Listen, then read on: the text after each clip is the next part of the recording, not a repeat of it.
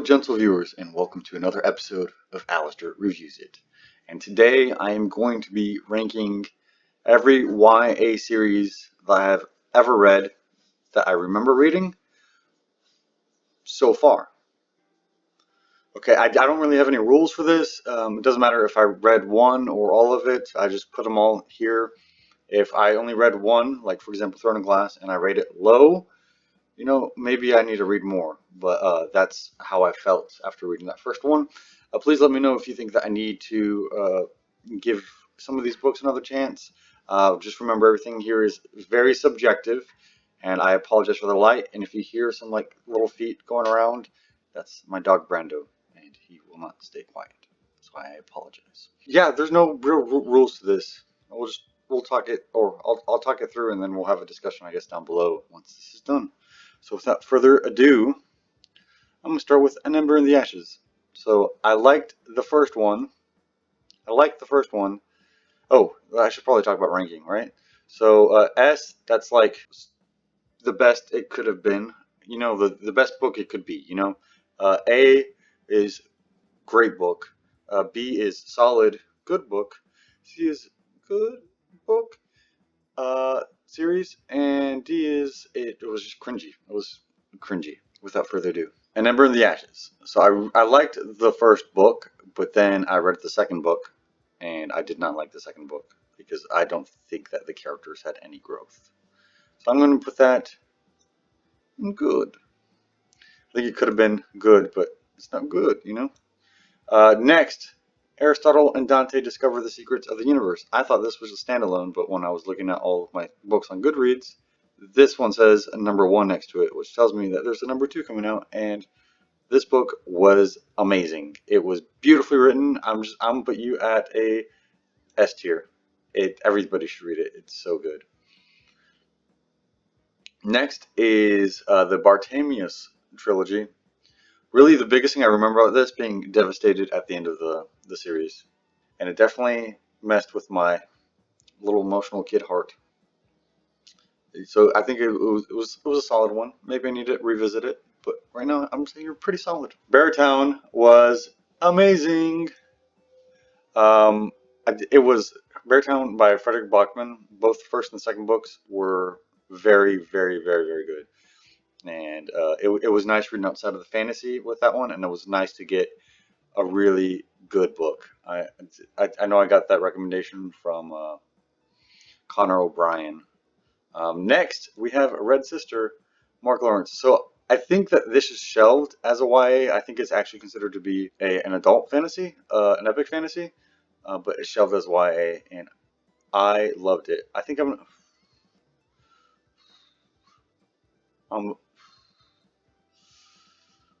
almost S tier. Almost S tier. Cirque du Freak.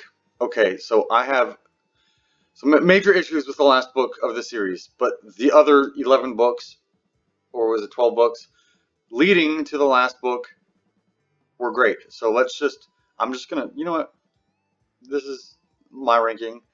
I'm just gonna retcon for myself that last book and put you at S tier, because this is, I think it will always be my favorite series of all time, except for that last book. Divergent.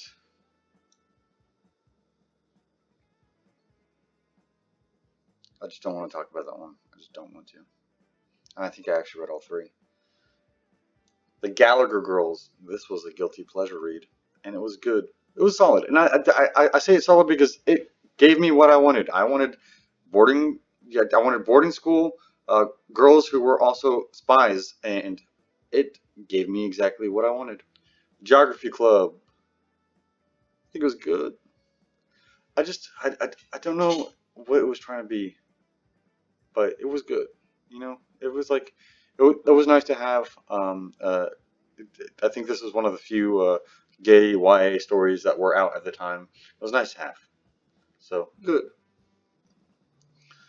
Harry Potter. Harry Potter is the reason why I'm here today, for folks. So yeah, it's definitely pretty freaking amazing, and I think that a lot of people, yeah, even after people's like opinions on J.K. Rowling, in her own opinions, I think still great. I have many people in my family who feel the same way as J.K. Rowling, and I still love them. So I still love her. Next is The House of Night.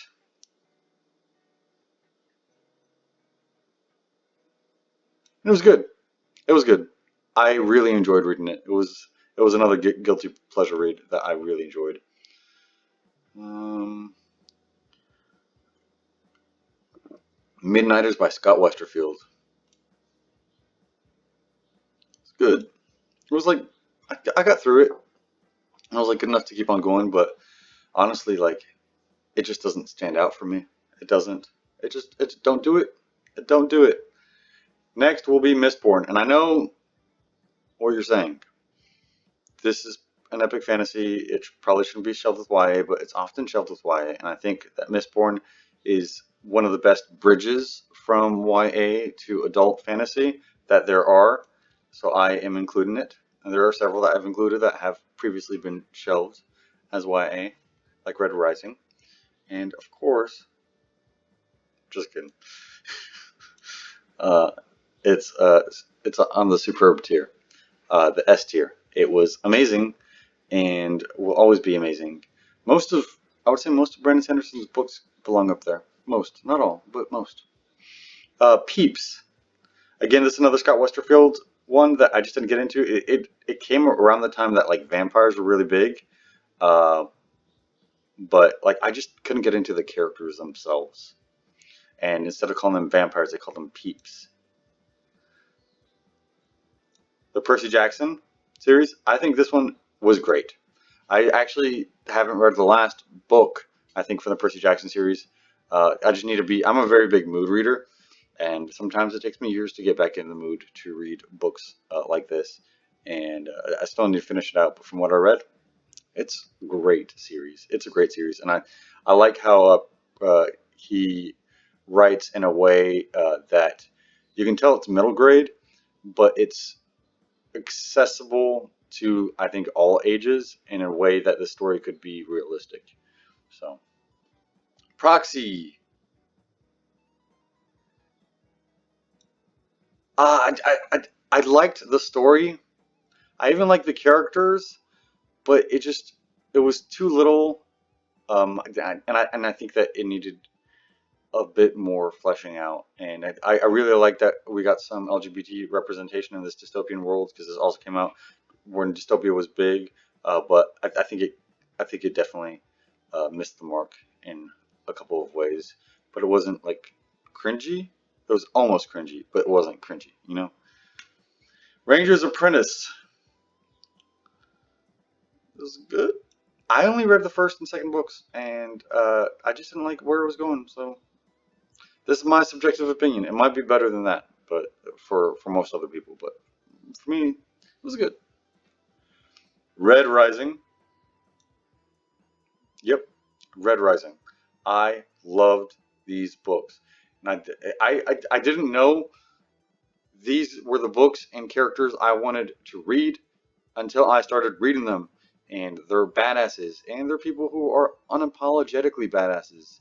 Like I'm reading The Wheel of Time right now, and the heroes in both of these books are very different because the heroes in Red Rising are badasses, and they're upfront about being badasses.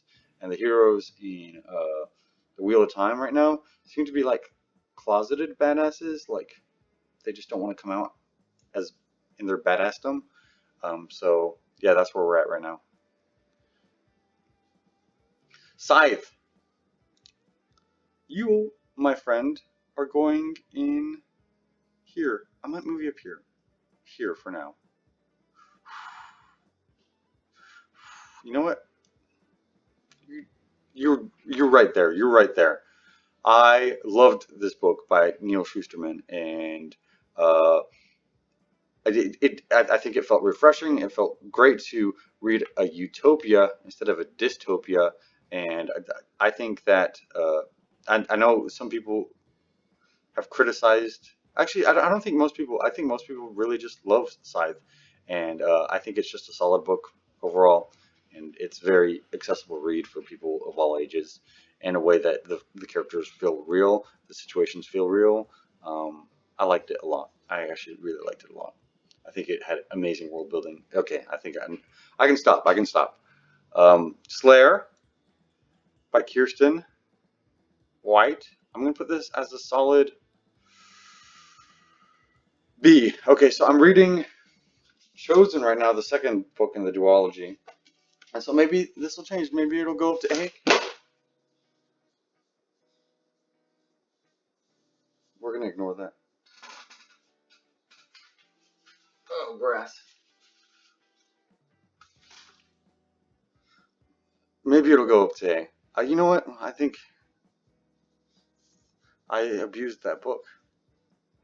Okay.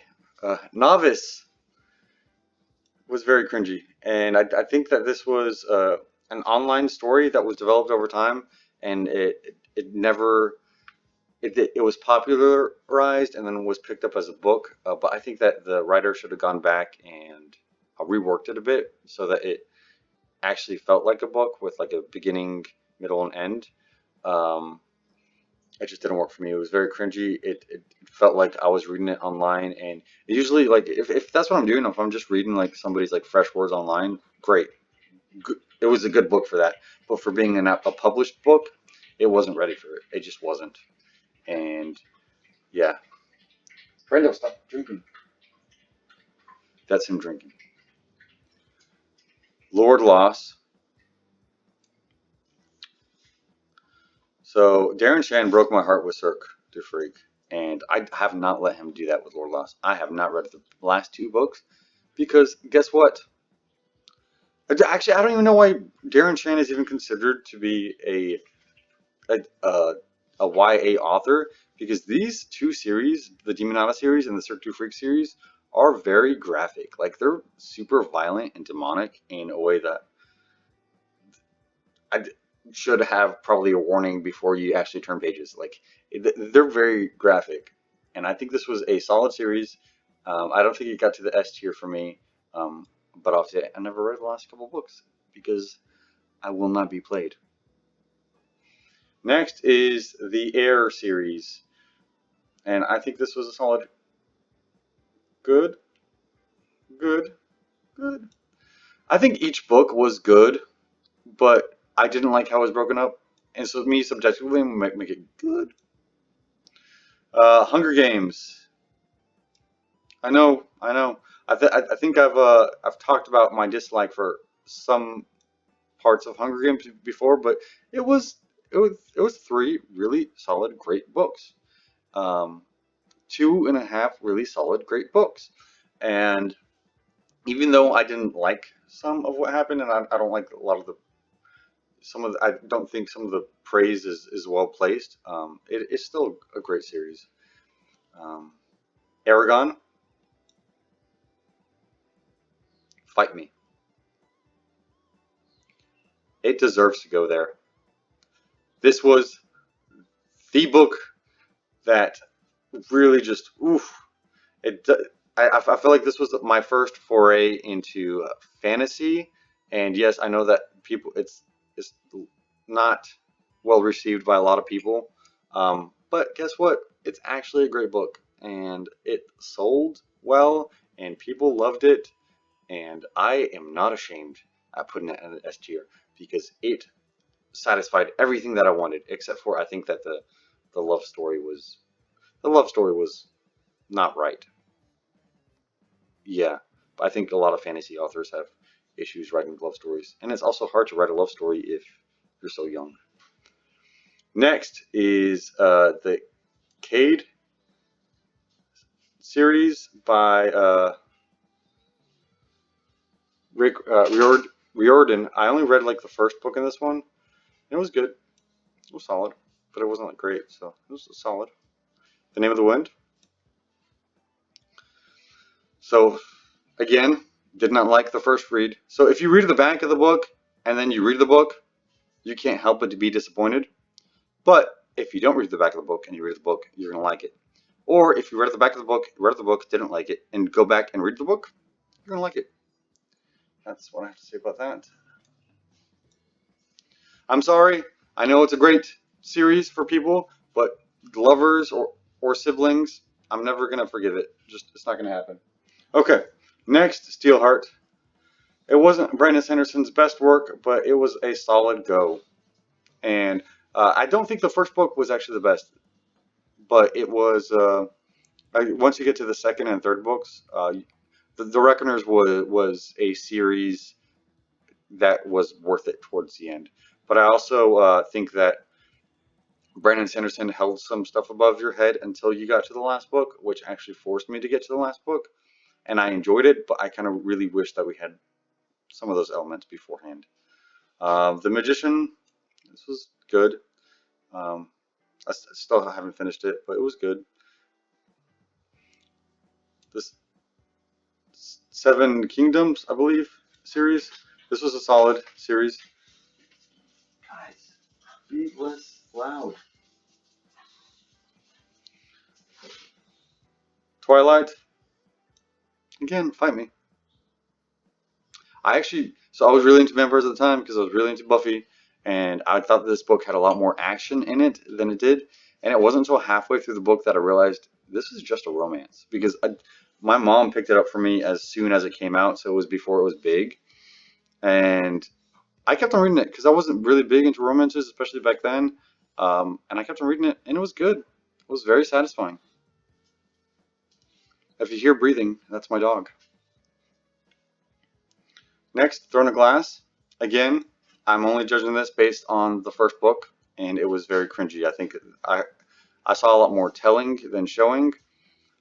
That they were telling me that she was a badass, but they weren't showing me that she was a badass. So I was like, hmm. Next is Uglies. I think this is Scott Westerfield's best work. I loved this trilogy. I'm gonna say trilogies because I didn't like extras, but I loved this trilogy. It was badass. I think I said that word a lot, so I'm gonna refrain from saying that word for these next two. Crown of Feathers. I think this was good and has potential to be good. I haven't read the second book. Please let me know if it gets better. But the first book, I mean, if you've watched my review, you know I wasn't a big fan of it, and it kind of gave me an Ember in the Ashes vibes. So I'm putting it here for now. Skyward, on the other hand, is a solid B. And you might be, oh my gosh, that's low for Brandon Sanderson. But Skyward was fine. And it was actually one of his books that took me the longest to get through. And I haven't read the next book, though I have it. So I think I might reassess it once I read Star Sight. Anyways, that concludes this tier ranking. I appreciate you putting up with my dogs in the background. And please let me know your opinions on these books. And let us discuss where these should be placed. Again, this was my personal opinions on these books.